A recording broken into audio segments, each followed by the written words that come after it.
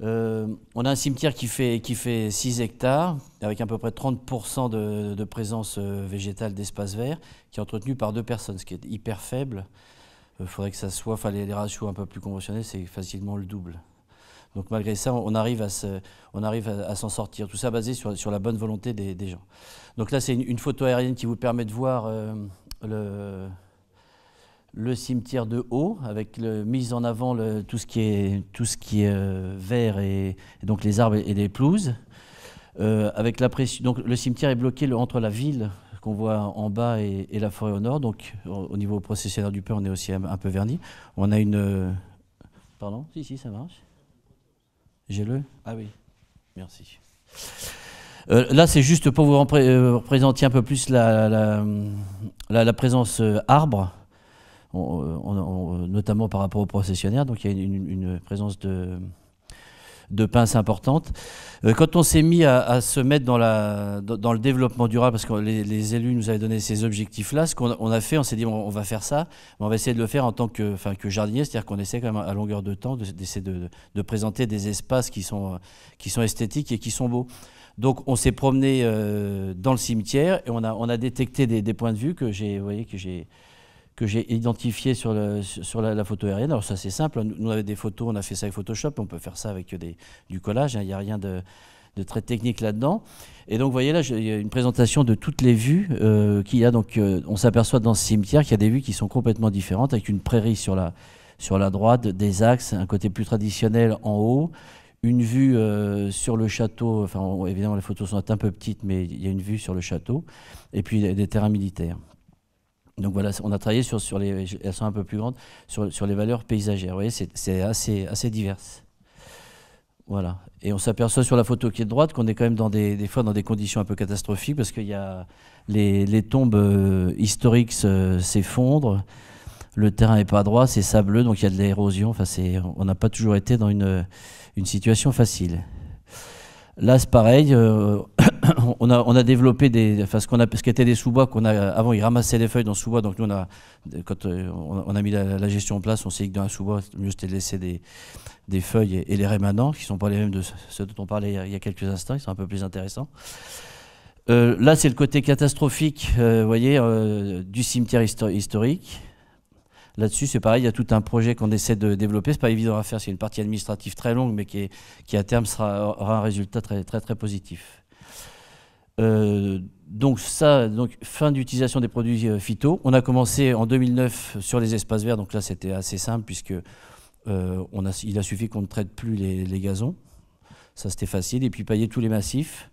Donc ça, les espaces verts, c'était très très simple.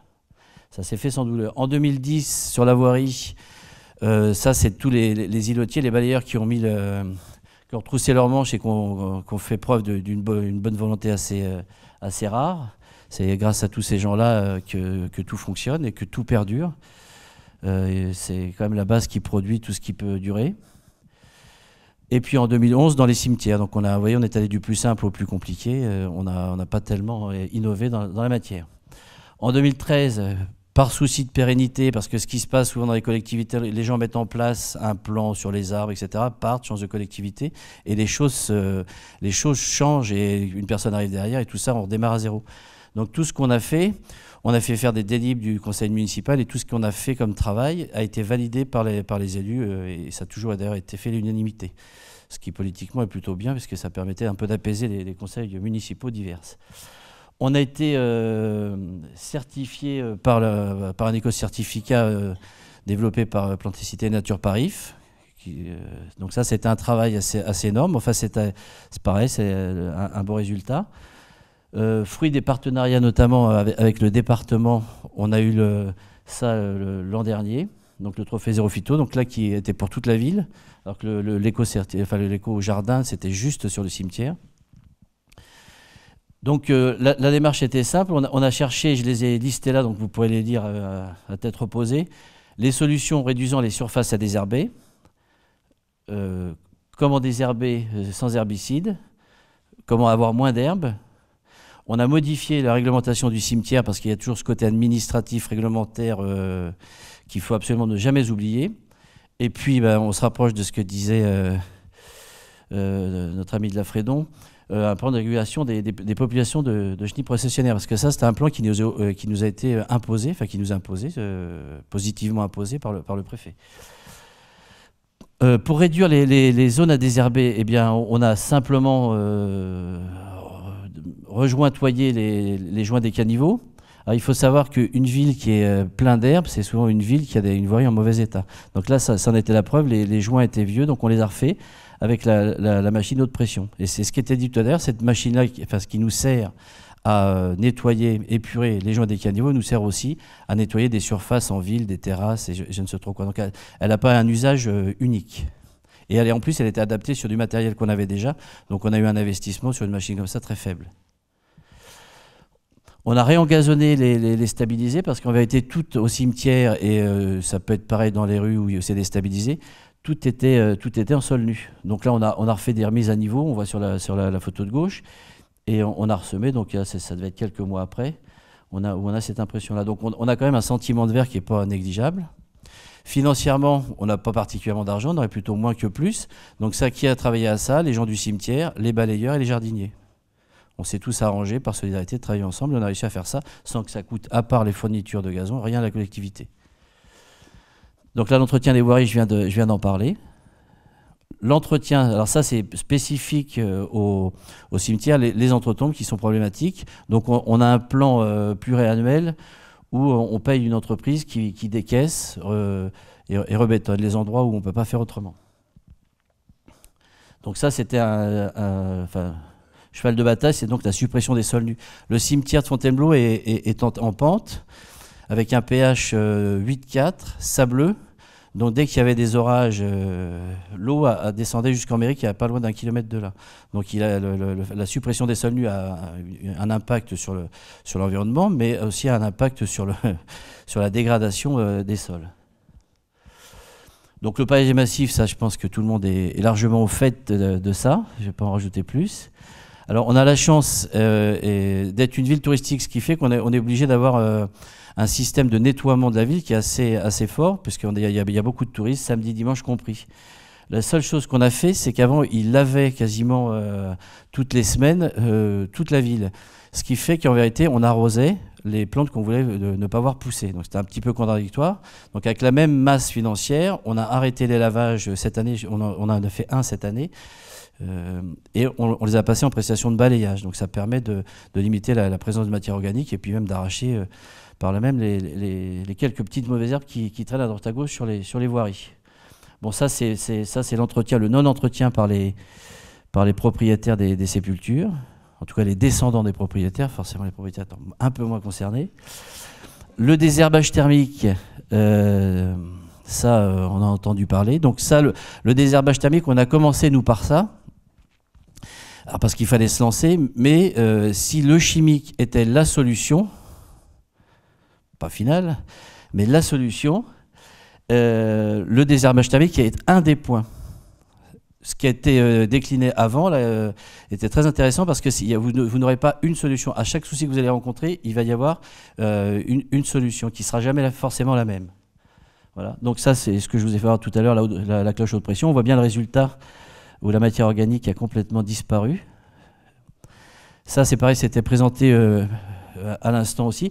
Donc ça, c'est très bien. Donc vous voyez, pour des allées comme ça, c'est très bien pour même le long des murs, c'est très bien pour la voirie. Alors effectivement, nous, ce qu'on fait c'est qu'on passe ça dans les rues, et comme on est prestataire de balai, le lendemain ou sur le lendemain, ils passent, ils ramassent le gros. La première fois, on ne l'a pas fait parce qu'on sort des quantités de matière organique assez phénoménales. On ne peut pas se rendre compte, mais c'est assez gigantesque.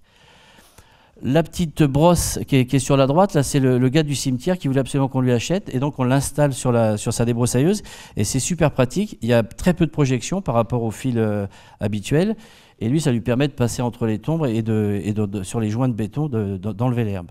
Donc ça, c'est des gars qui, au fur et à mesure, amènent des solutions auxquelles nous, on n'avait pas pensé. Le réciprocateur dont on nous a parlé tout à l'heure, ça qui est très utile, ça en ville pour les stabiliser, c'est-à-dire que même s'il y a des voitures, on peut passer la désherbeuse on peut désherber sur les stabilisés, sur les trottoirs.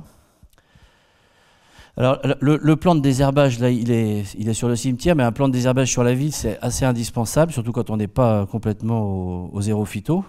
Ça évite que deux équipes désherbent au même endroit à 2 jours d'intervalle. Ça permet surtout de maîtriser ce qu'on fait, des fois de savoir le temps de repousse, etc., et d'acquérir une expérience qui est tout à fait intéressante. On a modifié le règlement du cimetière, toujours ce côté administratif qui, pour la profession, est un peu emmerdant, il faut dire ce qui est. On est plutôt une profession de parole et pas tellement une profession d'écrit. Donc on a fait des efforts et on s'est mis à écrire. Voilà. Et ça, c'était juste pour sensibiliser les gens à entretenir les sépultures. Donc un truc assez précis.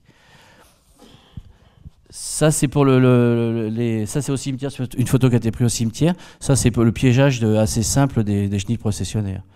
Grosso modo, les processionnaires, les adultes papillons sont là suivant les temps juillet, août, enfin, pendant l'été. Et les chenilles descendent, c'est pareil, suivant le temps de plus en plus tôt, plutôt du mars, mais il arrive qu'elles descendent avant. Et donc, quand elles descendent, comme elles ont un intellectuel assez limité, elles descendent là, elles se rendent pas compte, elles descendent dans un tuyau, elles se rendent pas compte que c'est pas la terre, mais que c'est du terreau. Elles restent là, et après nous, ce qu'on fait, on décroche et on brûle. Donc ça, s'il y a des enfants, c'est parfait, il n'y a aucun risque à faire. On a mis des nichoirs à mésanges, parce que c'est, à ma connaissance, le seul insecte qui attaque même les nids, et qui attaque aussi les chenilles. On a décroché les... Attends, je vous le remets, parce que c'est très important. On décroche aussi. Alors ça, maintenant, il faut avoir tout un tas de trucs de combinaison. Et puis quand c'est à 2 mètres du sol, ça va. Quand on a des pins qui sont à 10-15 mètres, après c'est un peu plus compliqué. Il faut avoir une nacelle, faire intervenir une entreprise. Donc ça, c'est un peu plus difficile. Les piégeages nous vont bien. Donc ça, on a fait une gestion différenciée parce que comme je vous l'ai présenté tout au début, on a des zones complètement différentes suivant les parties du cimetière. Alors à laquelle on a mis des petits codes prêts pour prairie, c'était assez facile. Pelouse P2NR, c'est pelouse 2 non ramassée, ça, on arrive assez facilement à s'y retrouver. On n'a pas du tout voulu travailler comme beaucoup de collectivités l'ont fait sur des zones, comment je dirais, de qualité, c'est-à-dire horticole plus, on comprenait rien à ça, et en plus on s'y retrouvait pas. On est parti du principe simple, c'est que par exemple si demain on décidait de mettre une jardinière fleurie au cimetière, pour pas quitter l'exemple qui est le nôtre, on lui apporterait la même attention que si elle était devant l'église, devant la mairie ou n'importe où en ville. Voilà. On a considéré que c'était des composantes, c'était que la jardinière est une composante. Les boulevards, si on les tourne toutes les 2 semaines et qu'on les ramasse pas, c'est la même chose que pour là. Si on les ramasse, ça sera une autre catégorie, etc. Mais quel que soit l'endroit de la ville, la qualité est la même. Parce que ce qui se passe, c'est que ce mot qualité est un peu emmerdant parce qu'on pourrait croire que le fleurissement annuel a plus de valeur que n'a une prairie ici, alors que pour nous, c'est différent, mais la valeur est la même. Voilà, c'est ça. Accepter les différences et considérer qu'elles ont à peu près la même valeur. Sachant qu'on fait venir les gamins chaque année, des petits, là, cette année c'était encore des maternelles, les gamins ils sont ravis de voir ça, ils le comprennent très très aisément. Les prairies où il y a des chemins et tout, ça leur parle bien. Donc ça, c'est le plan de gestion différenciée. Donc vous voyez, c'est un zonage qui est très simple. Nous, on l'a fait avec Photoshop.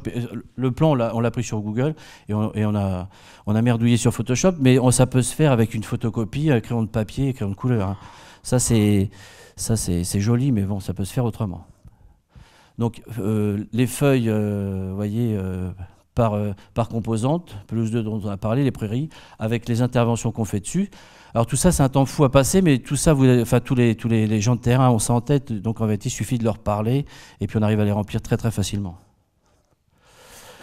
La gestion différenciée, donc il y a un impact évidemment sur la façon de voir les choses, que je vous ai dit, la valeur, et aussi l'impact sur l'entretien. Alors nous, ce qu'on a fait, alors il y a toute une prairie qu'on tondait plus qu'une fois par an, et on s'est dit, plutôt que la tondre, on va mettre des poneys dedans. Il y a un poney club qui nous amène ces bestioles. Et donc, on pensait se faire fusiller. Personne n'a sorti son arme. En réalité, les gens étaient ravis parce que les animaux apportent un côté très apaisant. Et en réalité, c'était très apprécié. La seule personne qui a été véhémente, c'est une personne qui n'avait pas été au cimetière, mais qui l'avait vu dans le bulletin municipal. Donc voilà. Mais les gens qui l'ont vu ont été très contents. L'impact sur la biodiversité, alors donc ça évidemment, on a fait des hôtels insectes qui sont plus une vitrine peut-être qu'un véritable vecteur de biodiversité, mais en tout cas c'est très intéressant parce qu'on peut mettre les enfants, ça parle aux gens, c'est un outil qui est très, très parlant. On a une apicultrice qui a des ruches, ça semble assez logique, au cimetière. Et puis, comme on s'est mis à entretenir différemment, on s'est dit entretien différemment, c'est bien, la biodiversité, c'est bien, mais qu'est-ce que ça amène? Est-ce qu'il y a véritablement un résultat? Alors, en tout cas, moi, mes compétences sur la flore sont horticoles, un petit peu plus qu'horticoles, mais pas beaucoup plus. Sur la faune, elles sont lamentables. Donc, quand on n'a pas les compétences, pour tout ce qu'on en fait, on va chercher chez les autres. Donc là, on est allé vers le département et vers Seine-et-Marne d'environnement, qui nous fait chaque année, chaque année, ça va faire 3 fois. J'en profite, j'attends le dernier. Rapport sur la présence des insectes, faune-flore, sur le relevé faune-flore du cimetière. Donc, ils se sont aperçus, et nous, on était super contents, qu'en vérité, il y a des plantes qui étaient classées rares, très rares, Île-de-France, qui étaient au cimetière. Alors, certainement, certaines y étaient déjà, forcément. Peut-être certaines sont apparues du fait qu'on ait changé notre façon d'entretenir. Il y a des plantes qu'on a vues arriver à tel endroit. Il fallait, Guillaume Larry nous a dit qu'il fallait qu'on tombe pour qu'elles puissent péricliter, pas péricliter, perdurer justement. Et donc c'est ce qu'on a fait. Il y a des plantes qui sont restées alors qu'elles auraient certainement périclité. Voilà. Donc ça, c'est des photos assez intéressantes. Vous voyez que quelle que soit la distance à laquelle on se met du monde, il y a des vues intéressantes. On a travaillé aussi sur la réduction des déchets parce qu'on a essayé, et ça c'est un peu grâce à l'audit qui nous a donné des pistes sur lesquelles qu'on n'avait pas exploré. On a travaillé avec le SMICTOM pour faire des tables de tri avec le but, ce qui se passait historiquement dans le cimetière, les deux, on pourrait dire fossoyeurs parce qu'ils sont aussi fossoyeurs, récupéraient les pots après la Toussaint et les mettaient à un endroit. Dès que les gens avaient besoin de jardinières, ils allaient les voir, ils leur donnaient des jardinières. Donc il y avait déjà cet esprit de tri qui était en place. On a repris leurs idées et on les a un peu officialisées avec ça. Alors c'est assez difficile. On le garde, on ne veut pas le lâcher. On ne le lâchera pas, mais ça a des résultats assez moyens. Mais bon, voilà. On a fait sur la collectivité un plan de gestion des arbres qui n'est pas parfait. On va refaire quand le règlement de voirie va se refaire, mais en tout cas, on a un plan de protection des arbres. Et sur les projets à venir, parce que le zéro phyto, tout ça, c'est formidable, mais il faut essayer d'un petit peu élargir, il faut mettre un peu de piment dans son boulot, dans le boulot des gars qui sont là. On a pris un photographe qui a pris des photos du cimetière. Et donc, vous voyez là-bas le souvenir, je ne sais pas d'où vous êtes, ce que vous voyez, mais on a l'impression que ce sont des orteils. En réalité, c'est marqué sur le souvenir de ses amis. Et là, c'est des photos qui ont été prises dans une chapelle. Donc, il a tourné pendant 6 mois en venant au rythme qui était le sien, prendre des photos. Et donc ça, on a choisi 2 thèmes. Il y en a un qui est sur les angelots qu'on a exposé au centre de loisirs. Donc, avec des photos noir et blanc et couleur. On en a mis même dans le poulailler, de façon à ouvrir la culture à tous. Voilà. Projet, vous voyez, alors c'est pareil, évidemment, la zone catastrophique du cimetière. Donc là, il y a un travail administratif qui est énorme parce qu'il faut les concessions retrouver, etc., ou les déclarer en péril. Mais à terme, on veut là-dedans, parce qu'il y a des sépultures qui sont magnifiques, il y a des monuments formidables. On va essayer d'en faire un jardin. C'est-à-dire que cet endroit-là, on n'enterrera plus à nouveau, mais en tout cas, on plantera et on essaiera de faire quelque chose d'esthétique. Sachant que là, c'est pareil, partenariat. Il y a des associations qui sont très intéressées, qui connaissent les tombes, qui savent où il y a les tombes qui sont intéressantes. Ce que nous, enfin, en tout cas, ce que moi, je ne sais pas. Voilà. Le côté éducatif... c'est-à-dire qu'on essaie de travailler avec les écoles chaque année le plus possible. Plus vous parlerez aux enfants, plus ils auront ces choses-là en tête, surtout que ce ne sont pas des sujets polémiques, les abeilles, les fleurs, tout ça, c'est un sujet qui leur parle. Les gamins sont très très ouverts, même dès la maternelle. J'avais fait un truc moi sur les... Enfin, j'ai été un peu malin, ce que j'avais fait sur les fruits, donc je leur faisais manger des tomates et de l'ananas, etc. Mais enfin, on est capable de leur expliquer les fruits simples, les fruits composés, les graines, le fruit-graines, etc. Même les plantes stériles, les croisements. Ils arrivaient sur quelques petites données à très bien percuter alors qu'ils étaient en première ou deuxième année de maternelle. Donc ça, les enfants sont très ouverts. Et toujours quand on fait ça, on implique le plus de monde possible. Donc enfin, vous les connaissez pas, mais en tout cas, il y a des photos de jardiniers. Le gardien du cimetière est là et accueille les gamins et a toujours un atelier quand les enfants viennent. On voit, c'est pareil, Seine-et-Marne d'environnement avec Guillaume là-bas qui explique la faune et la flore sauvage aux enfants. Donc ça, c'est très important. Et en plus, c'est vecteur de cohésion parce que tous ces enfants, on les rencontre dans la ville. Avec leurs parents, il y en a qui viennent nous parler. Quand on les a la 2e année, on les connaît mieux. Si on les a une 3e année, on les connaît mieux. Ils savent qui on est, ils savent ce qu'on apporte. Et donc, tout de suite, ils se mettent dans des conditions d'ouverture vis-à-vis de nous. Et en plus, c'est vrai qu'on met un petit break dans leur journée d'école, pas toujours joyeuse. Donc voilà. Il y avait une fête, les Naturiales, qui a un peu de mal à se remettre en route sur 3 jours, mais qui était une fête vraiment populaire, au sens populaire positif, où il y avait tout est gratuit. Enfin, tout est gratuit. Il y avait des jeux pour les enfants gratuits, il y avait un marché aux fleurs, évidemment, il faut payer, mais il y avait des entreprises qui ont exposé, tout ça c'est gratuit. Il y a même des conférences, il y avait comment, Francis Allais qui était venu. Enfin, il y a quand même, tout le monde peut trouver ce qu'il a envie d'y trouver, que ce soit de l'enfant qui va manger sa gaufre et puis jouer dans un labyrinthe, ou celui qui va avoir une conférence un peu plus intellectuelle. Chacun peut trouver avec ce qu'il a envie d'y trouver. La communication, je passe vite là-dessus. Alors là, c'est pareil, là, c'est des affiches pareilles qu'on a fait nous. L'affiche sur la gauche, c'est nous qui l'avons faite en interne, donc c'est des trucs qui nous ont coûté rien du tout, sauf du temps. Alors, on a pris les supports qui nous ont été donnés, évidemment, par le département, qui est un de nos bons partenaires, et puis on se lasse pas de dire qu'on a eu le trophée Phyto et qu'on a été labellisé Éco-Jardin, mais il faut. Et il faut, quand vous obtenez quelque chose, quand vous faites quelque chose de bien, il faut vraiment le dire, le redire et le dire aux autres, que les autres le disent à vos élus, qui ne sont pas toujours, eux, persuadés. Mais nous, ça va, ils finissent par être assez persuadés. Le partenariat et les échanges, c'est un peu comme aujourd'hui.